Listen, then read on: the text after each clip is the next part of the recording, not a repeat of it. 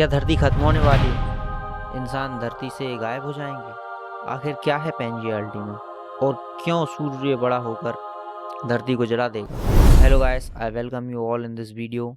और आज के इस वीडियो में हम चर्चा करने वाले हैं यूनिवर्सिटी ऑफ ब्रिस्टल में हुई एक स्टडी के बारे में। So let's start the video. Imagine कीजिए आप एक ऐसी दुनिया में हैं जहां आपके पैरों के नीचे की ज़मीन क्रैक्ड एंड ड्राई है, हवाएं बहुत गर्म है, सन बहुत ज़्यादा ब्राइट है। यह किसी डिस्टोपियन हॉलीवुड मूवी का सीन नहीं है। यह वह है जो साइंटिस्ट्स प्रिडिक्ट कर रहे हैं कि अर्थ 250 मिलियन ईयर्स बाद कैसी दिखेगी। और एक सुपर कंप्यूटर के सिमुलेशन के अकॉर्डिंग यह फ्यूचर मैमल्स इंक्लूडिंग ह्यूमंस के एंड का एक सिग्नल है। चलो क्लॉक को थोड़ा पास्ट में ले चलते हैं। एज वी ऑल नो कि अर्थ के लैंड मासेस मूव कर रहे हैं ड्यू टू टेक्टोनिक फोर्सेस। सो कुछ 100 मिलियंस ईयर में यह लैंड मासेस कोलाइड होकर एक सुपर कॉन्टिनेंट बनाते हैं। और last time Pangaea 300 million years पहले बना था। पेंजिया इस सुपर कॉन्टिनेंट का नाम होता है। And now scientists are predicting कि यह फिर से होगा, जो कि 3 बार पहले हो चुका है। एंड यह पेंजिया अल्टीमा होगा। अल्टीमा बिकॉज यह super continent Asia, Europe, Africa and north और साउथ अमेरिका कॉन्टिनेंट से मिलकर बनेगा।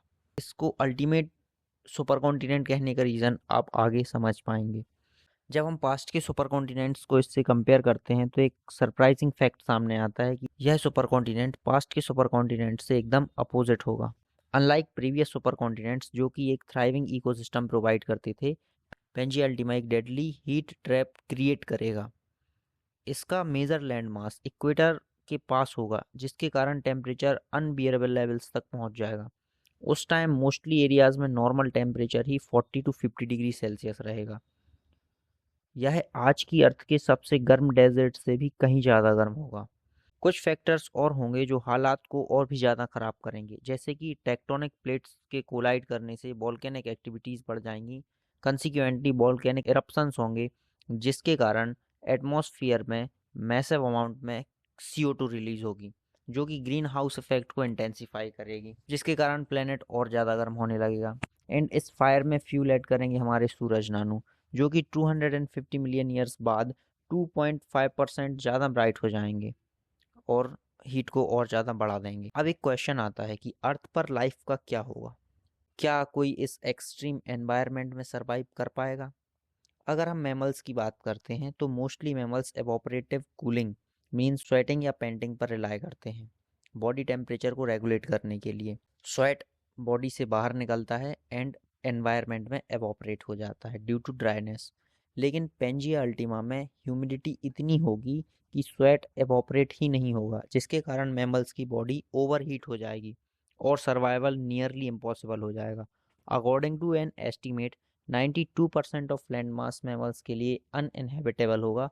बचा हुआ 8% लैंड मास कोस्टल एरियाज और पोलर रीजन्स में होगा। लेकिन क्या ह्यूमंस के पास सरवाइव करने का कोई तरीका है या फिर ह्यूमंस कोई तरीका निकाल पाएंगे?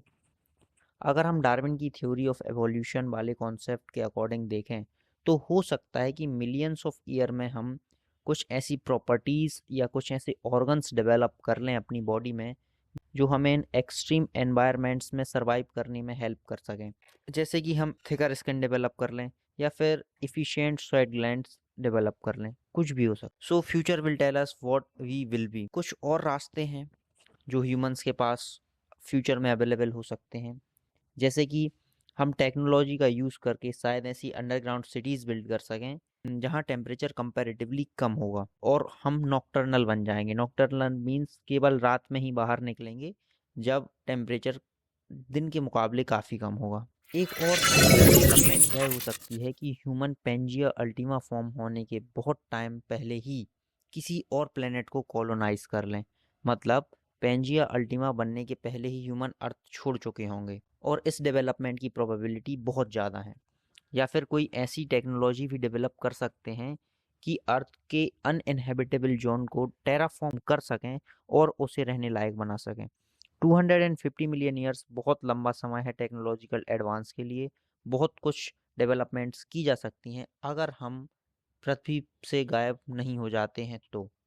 एक नज़र अगर हम हिस्ट्री पर डालते हैं तो हमें पता चलता है कि लाइफ बहुत रेजिलियंट है। अर्थ पर पहले भी मास एक्सटिंक्शन कई बार हो चुके हैं और लाइफ हर बार वापस आने का एक नया तरीका ढूंढ लेती है। जैसे कि 200 मिलियन ईयर पहले टेरियसिक एक्सटिंक्शन में 76% स्पीसीज वाइप्ड आउट हो गई थी, लेकिन स्टिल अर्थ पर लाइफ अभी भी है।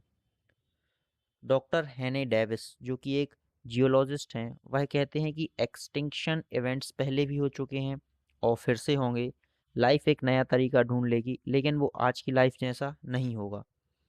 ऑल्दो अभी पेंजिया अल्टीमा हमसे 250 मिलियन ईयर्स दूर है, लेकिन ये फोर्सेस जो उसे शेप कर रही हैं, like climate change, green house gas emission and tectonic shift, आज भी काम कर रही हैं।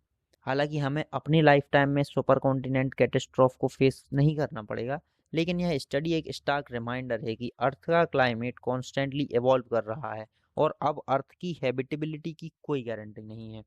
आपका इस बारे में क्या सोचना है? क्या इंसान उस समय अर्थ पर होंगे जब सुपर कॉन्टिनेंट बन रहा होगा या बन चुका होगा, या फिर हम बचने का कोई तरीका ढूंढ चुके होंगे, या फिर उससे पहले ही एक्सटिंक्ट हो गए होंगे? अपने थॉट्स कमेंट में बताएं।